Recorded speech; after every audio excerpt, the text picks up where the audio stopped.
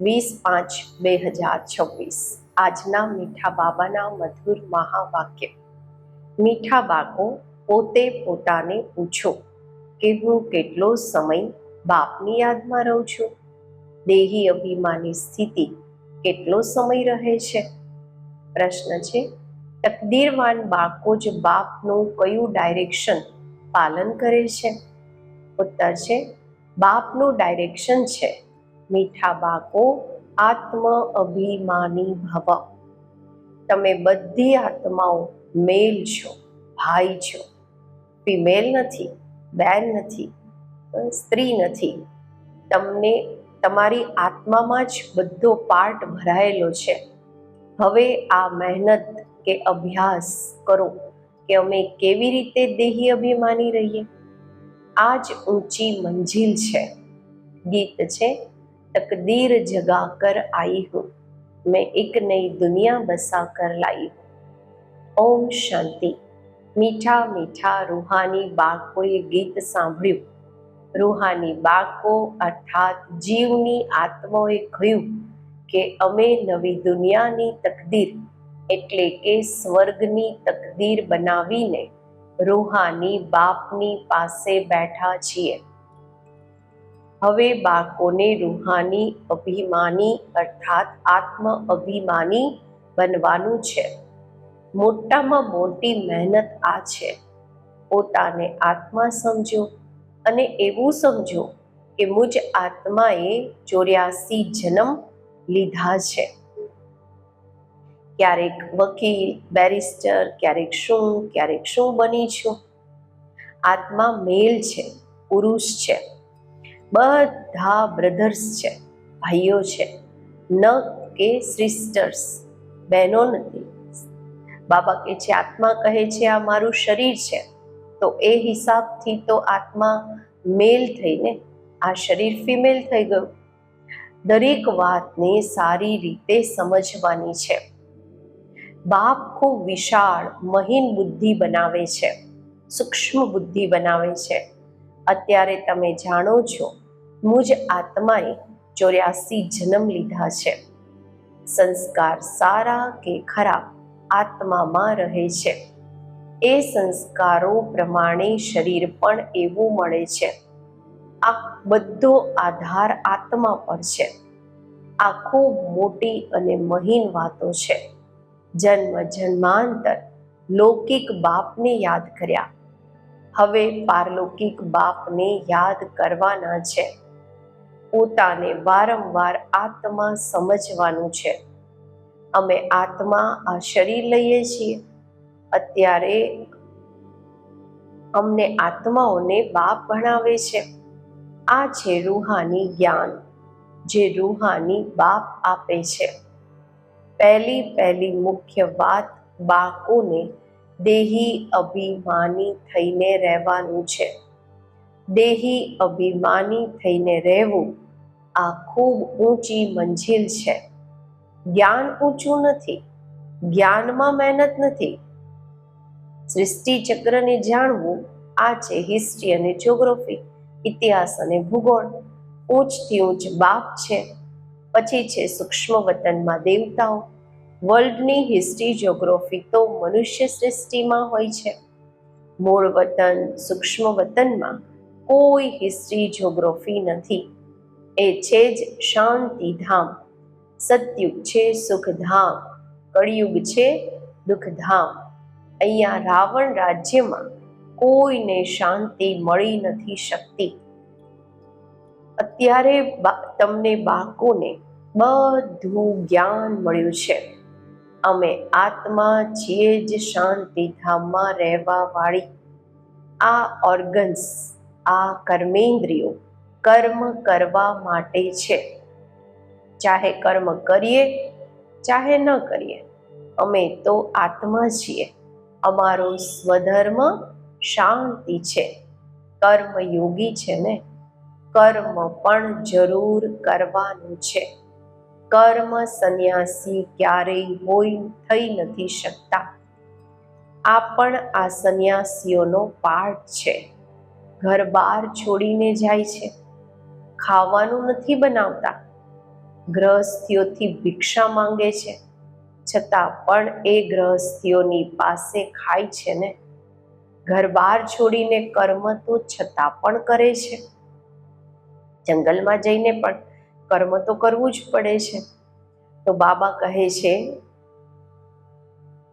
ભલે ખાવાનું નથી બનાવતા, ભિક્ષા માંગે છે, છતાં પણ એ ગ્રહસ્થીઓની પાસે પણ ખાય તો છે ને. ઘર બહાર છોડીને કર્મ તો છતાં પણ કરે છે. કર્મ સંન્યાસ તો થઈ નથી શકતો. કર્મ સંન્યાસ ત્યારે છે જ્યારે આત્મા શાંતિધામમાં રહે છે.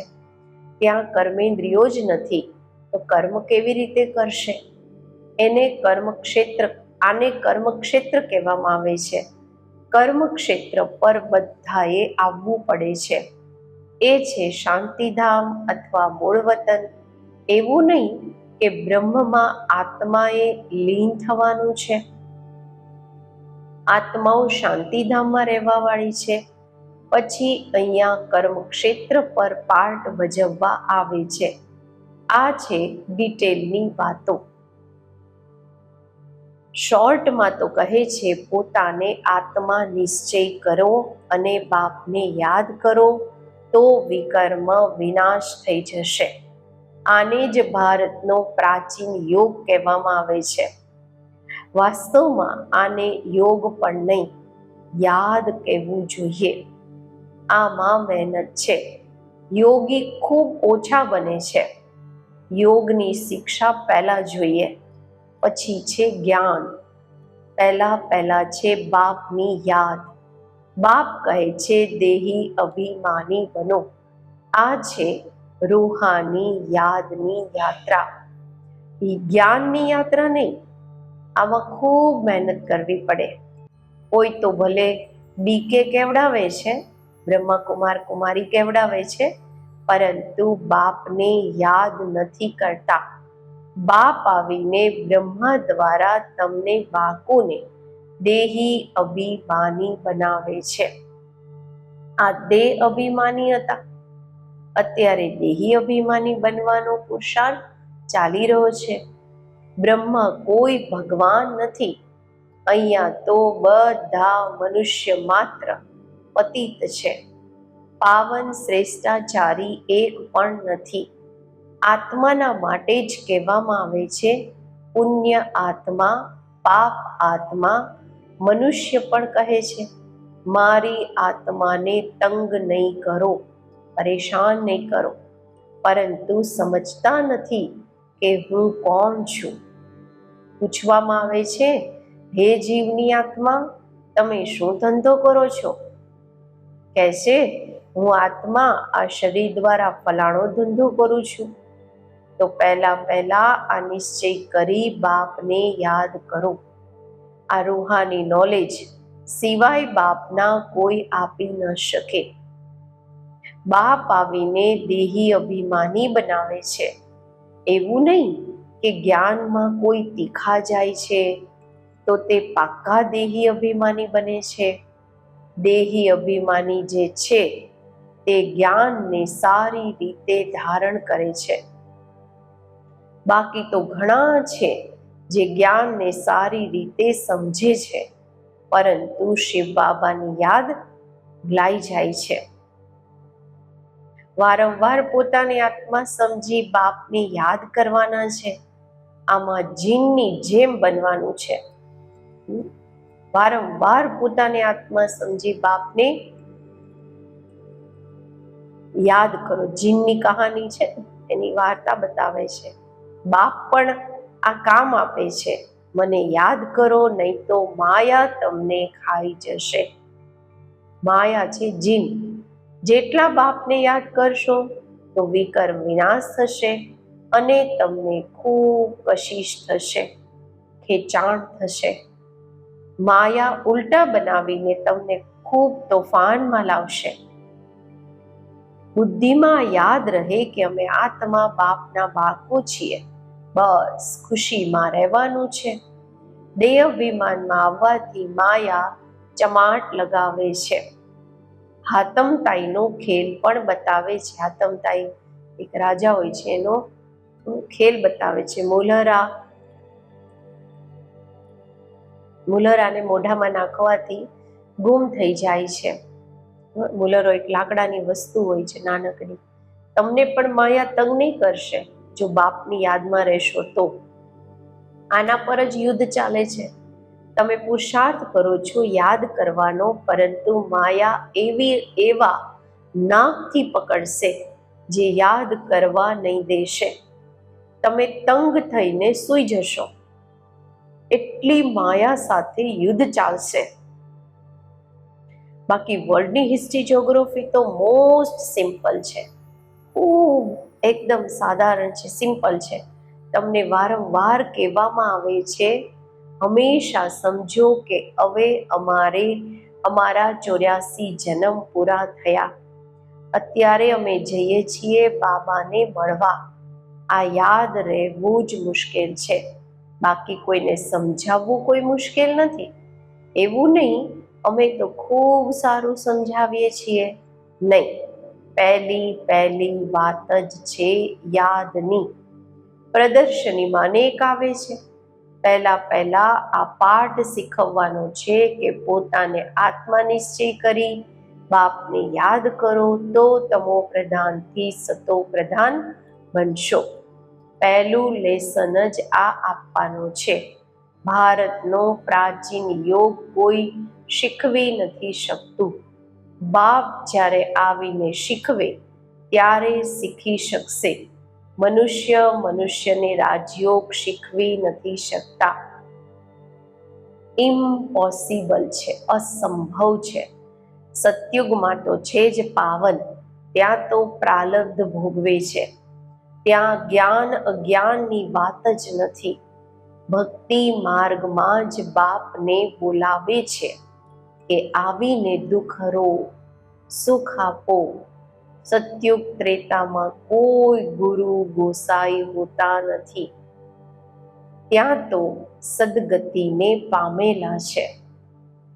સદગતિનો વારસો 21 જન્મ માટે તમે પામી શકો છો.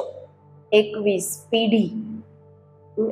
પેઢી કહે છે બ્રહ્મા કુમારી એ જે 21 પેઢીનો ઉદ્ધાર કરે. આ ભારતમાં જ ગાવામાં આવે છે. ભારતમાં જ તમને 21 પેઢીનો વારસો મળે છે. ત્યાં તમે એક જ દેવી દેવતા ધર્મ વાળા હો છો. બીજો કોઈ ધર્મ નથી. બાપ આવીને તમને મનુષ્યથી દેવતા બનાવે છે. પવિત્ર થયા વગર અમે પાછા કેવી રીતે જઈ શકીએ? અહીંયા તો બધા વિકારી પતિત છે. જે ધર્મ સ્થાપક છે તે પછી પાલના કરે છે. અનેક ધર્મની વૃદ્ધિ થતી જાય છે. પાછા કોઈ પણ જઈ નથી શકતા. એક પણ એક્ટર પાછા જઈ નથી શકતા. બધાને સતો પ્રધાન, સતો રજો તમોમાં આવવાનું જ છે. બ્રહ્માના માટે પણ કહે છે બ્રહ્માનો દિવસ, બ્રહ્માની રાત. તો શું સૃષ્ટિમાં એકલા જ બ્રહ્મા હશે શું? અત્યારે તમે બ્રાહ્મણ કુળના બની રહ્યા છો. તમે રાતમાં હતા, અત્યારે દિવસમાં જઈ રહ્યા છો. તમને સમજાવ્યું છે કે કેટલો સમય પૂજ્યપણામાં રહો છો, કેટલા જન્મ પૂજારી બનો છો. જ્યાં સુધી બાપ ન આવે ત્યાં સુધી કોઈ ભ્રષ્ટાચારીથી શ્રેષ્ઠાચારી બની ન શકે. ભ્રષ્ટાચારી એને કહેવામાં આવે છે જે વિકારથી પેદા થાય છે. એટલે આને હેલ કહેવામાં આવે છે, નર્ક કહેવામાં આવે છે. હેલ અને હેવિન બંનેમાં જો દુઃખ હોય તો પછી એને હેવિન જ ન કહેવામાં આવે. જ્યાં સુધી પૂરું સમજ્યા નથી તો ઉલટા સુલટા પ્રશ્ન કરશે. તમારે સમજાવવાનું છે ભારત ખૂબ ઊંચ હતું. જેમ ઈશ્વરની મહિમા અપરંપાર છે એમ ભારતની પણ મહિમા અપરંપાર છે. ભારત શું હતું, એવું કેવી રીતે બનાવ્યું બાપે, જેની મહિમા ગાય છે. બાપ જ આવીને બાળકોને વિશ્વના માલિક બનાવે છે.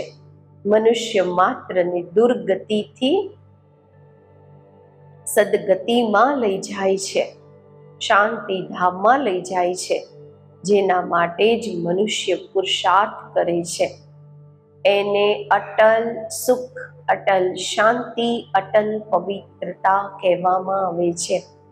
ત્યાં તમે સુખમાં પણ છો, શાંતિમાં પણ છો, અને બાકી આત્માઓ શાંતિમાં રહે છે.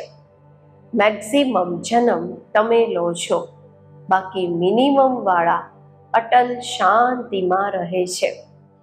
તે જેમ કે મચ્છરોની જેમ આવ્યા, એક અડધો જન્મ પાર્ટ ભજવ્યો, આ શું? એમને કોઈ વેલ્યુ નથી. મચ્છરોની શું વેલ્યુ હોય? રાત્રે જન્મે છે, રાતે જ મરી જાય છે.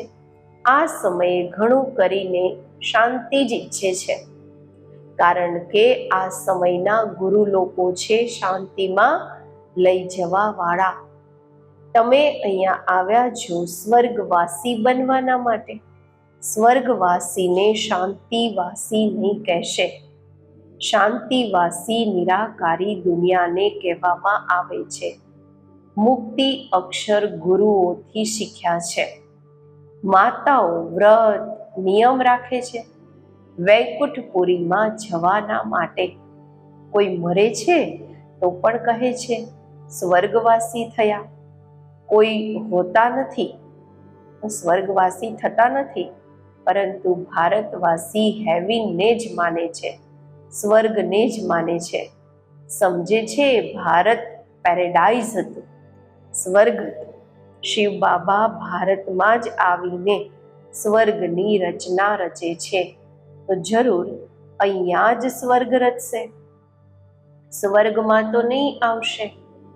બાપ કહે છે હું આવું છું સ્વર્ગ અને નર્કના સંગમ પર, કલ્પ કલ્પના સંગમ પર આવે છે. એમણે પછી યુગે યુગે લખી દીધું છે.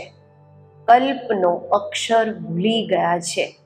આ પણ ખેલ બનેલો છે, તે ફરી રિપીટ થશે. આ અંતિમ જન્મમાં તમે બાપને અને સૃષ્ટિ ચક્રને જાણો છો. કેવી રીતે સ્થાપના થાય છે? નંબર 12 એ પણ અત્યારે તમે જાણો છો. આ બધો ખેલ તમારા ભારતવાસીઓ પર જ બનેલો છે. અત્યારે તમે બાપ દ્વારા રાજયોગ શીખો છો. બાપની યાદથી જ રાજ્ય પામો છો. ચિત્ર પણ ઊભા છે ને, આ બધા ચિત્ર કોણે બનાવ્યા? એને કોઈ ગુરુ ગોસાઈ તો છે નહીં. આ કોઈ ગુરુ તો છે નહીં. બાબા કહે છે જો કોઈ ગુરુ હોત તો પણ ગુરુના એક શિષ્ય થોડી હોય, અનેક હોય છે ને. તો આ નોલેજ સિવાય એક બાપના બીજા કોઈ જાણી ન શકે. ઘણા લોકો પૂછે છે આ ચિત્ર તમારા દાદાએ બનાવરાવ્યા છે? આ તો બાપે દિવ્ય દ્રષ્ટિથી સાક્ષાત્કાર કરાવ્યા છે. વૈકુંઠનો પણ સાક્ષાત્કાર કરાવ્યો છે. તો કેવી રીતે સ્કૂલ ચાલે છે, શું ભાષા હોય છે, બધા સાક્ષાત્કાર કર્યા છે. બાળકો ભઠ્ઠીમાં હતા તો બાબા બાળકોને બહેલાવતા હતા. કરાચીમાં માત્ર તમે જ અલગ રહેલા હતા. જેમ પોતાની રાજાઈ હતી, પોતાની તાત, પોતાની વાત, બીજા કોઈ સમજી ન શકે. સમજતા હતા આ ખુદા પ્રસ્ત છે, ભગવાનના બાળકો છે, ખુદાના બાળકો છે. બાબાએ સમજાવ્યું છે તમે છો નન્સ, નન બટ વન. એક બાપના સિવાય બીજા કોઈને યાદ નથી કરવાના. તે નન્સ ક્રાઇસ્ટને જ જાણે છે, એના સિવાય કોઈને નહીં. તમે જાણો છો વારસો એક શિવ બાબાથી મળે છે. શિવ બાબા તો છે બિંદી, એ પણ કોઈ દ્વારા જ સમજાવશે ને. પ્રજાપિતા બ્રહ્મા તો જરૂર અહીંયા હશે. બાપ કહે છે, આમના ઘણા જન્મોના અંતના જન્મમાં પતિત શરીરમાં પ્રવેશ કરું છું. અચ્છા, મીઠા મીઠા સિકેલદા બાળકો પ્રત્યે માત પિતા બાપ દાદાના યાદ પ્યાર અને ગુડ મોર્નિંગ. રૂહાની બાપના રૂહાની બાળકોને નમસ્તે. આપણે રૂહાની બાળકોના રૂહાની બાપને નમસ્તે. ધારણા માટે મુખ્ય સાર. પહેલું છે, જ્ઞાનને સારી રીતે ધારણ કરી દેહી અભિમાની બનવાનું છે. આ મહેનત છે, આ જ ઊંચી મંજિલ છે.